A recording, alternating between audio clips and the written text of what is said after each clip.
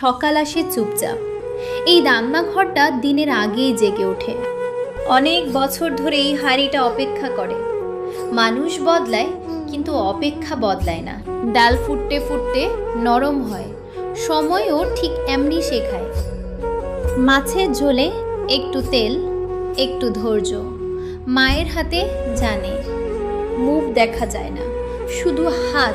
এই হাতে ঘরটা বাঁচে। থালাটা খালি, কিন্তু তাতে অপেক্ষা ভরা।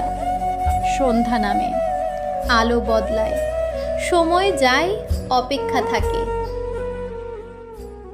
ভাত ঢালা হয় খুব সাবধানে, যেন অনুভূতিটা ছড়িয়ে না পড়ে। ডাল পড়ার শব্দ খুব ছোট, কিন্তু এর ভিতর শান্তি আছে। মাছটা রাখা হয় আলাদা করে, কাটা বেছে খেতে হয়। মা সব জানে। প্লেটটা এখন পূর্ণ, একসময় ঘরটাও এমন ছিল। সন্ধ্যা নামে, আলো বদলায়, সময় যায়, অপেক্ষা থাকে। জানালার বাইরে রাত, ভেতরে আলো, ভেতরে নীরবতা। এই চেয়ারে কেউ নেই, তবুও জায়গাটা ভরা। সব খাবার পেট ভরায় না, কিছু খাবার মনে থেকে যায়।